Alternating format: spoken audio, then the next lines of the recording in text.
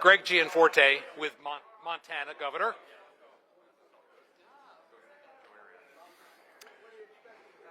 So we have 22 Republican governors here tonight. Of the 27, we had a couple, they were getting inaugurated today, so they couldn't be here, and another one's got delayed by the snow. But we're really pleased to be here at the invitation of the president-elect. It's been a long period without cooperation from Washington. So we're looking forward to the new administration coming in. We have a lot of business to get done on behalf of our state. So we're just pleased to be here to meet with the president.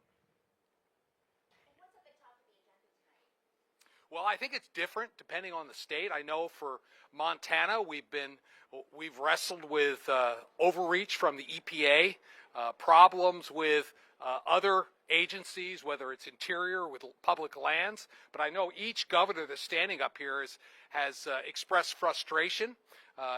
When President Trump was in office previously, we'd have periodic phone calls, regular interactions where we could express the concerns and really collaborate.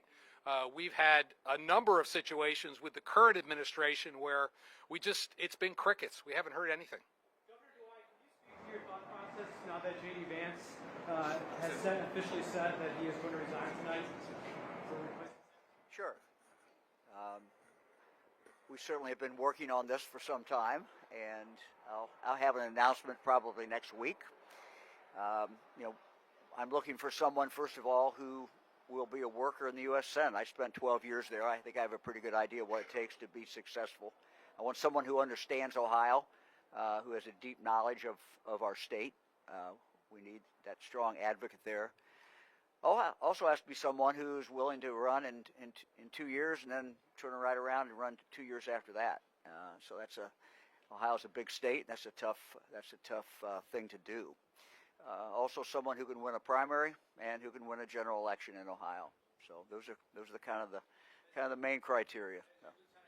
Whether or not he wants to go to the Senate or run for governor in 2 years? Well, I'm not going to get into that tonight. So. Thanks, everybody. Governor DeSantis, just your reaction to Matt Gaetz mowing a gubernatorial bid? I don't really have a reaction to it. I mean, it's so far away that for that race to happen.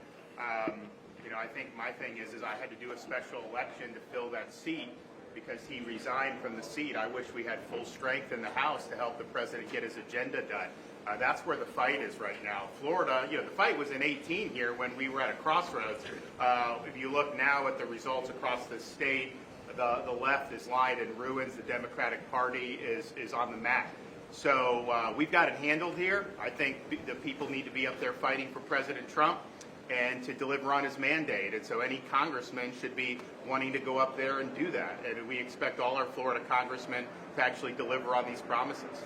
Governor DeSantis, have you and President Trump spoken about the possibility of you serving as Secretary of Defense? We speak frequently. We haven't really gone into any particulars on anything. I think we're looking forward to being able to be helpful in any way we can.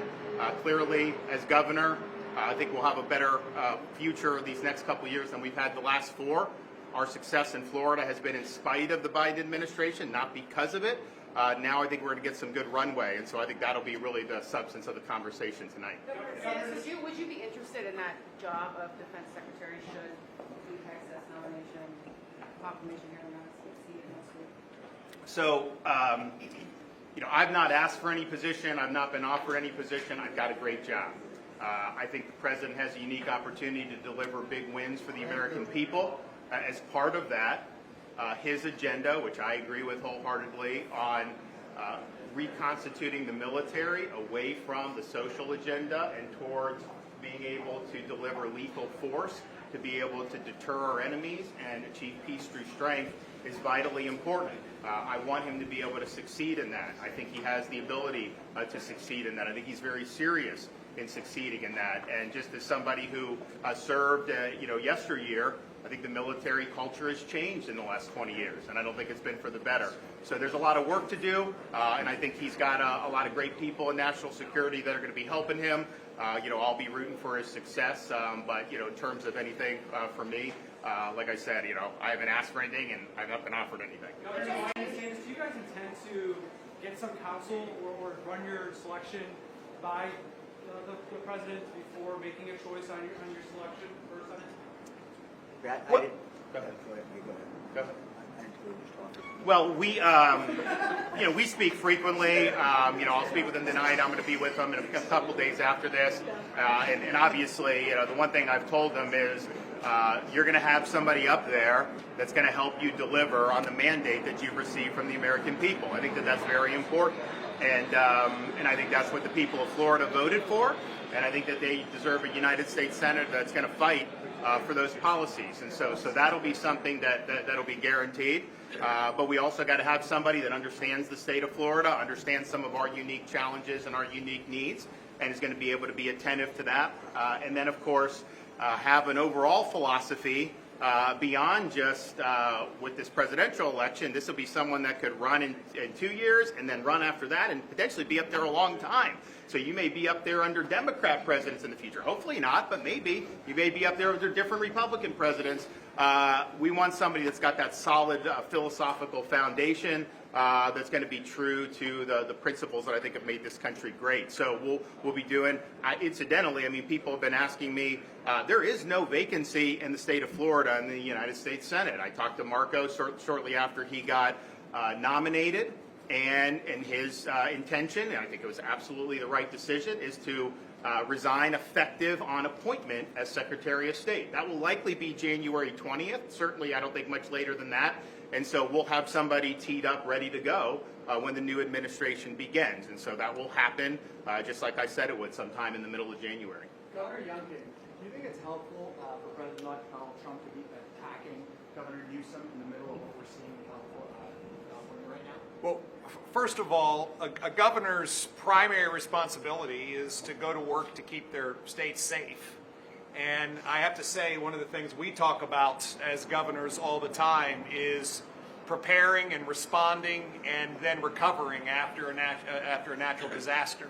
What's been happening in Los Angeles has been horrific, and I think first and foremost our hearts pour out to all of those folks who have lost their homes, lost their livelihoods, and are really being driven out. I also believe that there does need to be some action. And I think that collectively between federal governments and state governments, we all work together to address these things. But let me just go right back to it. What's happening in California right now is absolutely heart-wrenching and horrific. And I think we're going to need help from the entire country in order for them to recover. Does anyone else want to speak to that? Because you all, as governors, obviously deal with emergencies. Often you have to work with the federal government. Sometimes it's your party, sometimes it's not. What do you think about the idea of President-elect Donald Trump criticizing a governor in the middle of a disaster? Well, first of all, I mean, when Donald Trump was president, he responded very strongly to natural disasters. I can tell you he responded very positively in Florida, but he also responded favorably when there were Democrat governors. And I think he understands the importance of these situations. I will note, I mean, you talk about, what you're doing. I remember when we had our hurricanes this past hurricane season. We had Hurricane Helene, and Florida, we're locked and loaded for this. We respond. But then you go to North Carolina, and it was like a third world country all of a sudden. There was no sense of urgency from the federal government. I think the state government didn't do very well. And so I'm sending my assets up there to help rescue people. Florida, the State Guard is up there doing that. And I think the administration was asleep at the switch. Then Milton came, and they knew that they had suffered some political negativity of that. So I have Harris trying to pick a fight with me in the middle of Hurricane Milton, saying, "Ooh, he's not taking my calls." I tell you, she never called me in my whole tenure as governor on any natural disasters, and I'm not sure she's done very much on this one, even though she's there. So, these things are go how they go, but I can tell you, and I'll say the same with Biden. I worked well with Biden during his time in natural disasters, and I worked well with Donald Trump. So I'm very confident as a state that knows we face these, that a Trump administration is going to be very strong and is going to be there for the people regardless of party. Is it appropriate for the president-elect or a president to be Is it criticizing? appropriate for people in your industry to try to create division and to try to create narratives anytime these things happen? Now, you're not as interested in doing that because Newsom is a D. If Newsom was a Republican, you guys would you would have him nailed to the wall for what they're doing over there. And I know we've dealt with it. We just assume in Florida, anytime something happens, it's going to be politicized by the media. So you guys sitting in judgment of Donald Trump, I mean, excuse me, I think your track record of politicizing these things is very, very bad. Okay, Trump said- last Trump question. said Newsom should resign and that the wildfires are all his fault. So do you agree with those comments? I remember when we had the Surfside Tower collapse, I had people from the Washington Post trying to blame me for it immediately without having any facts or anything. Oh, he didn't declare a state of emergency. First of all, state of emergency doesn't mean you can't Biden respond. didn't, though. It's all that. Excuse me? Biden did it. I think that's what you said. Well, but what I'm telling you is you guys are trying to make an issue of it when I have watched from this seat. In fact, when I got elected governor, I was meeting with some of the other Republican governors, and what they would say is, hey, if you have a natural disaster, just know media's coming at you, they're going to do it. It's not the same. That mayor of LA, if that were a Republican mayor, I could only imagine what that would do. I mean, you know the fires are at high risk and you try to go to Africa or wherever she was to go on some type of voyage. You should have been there preparing and doing that, and yet I don't see a lot of heat being directed in that thing. And so, I'd like to see some balance on how this is done. You could criticize the president-elect, but I think you also have to hold these other people accountable, and I have not seen that.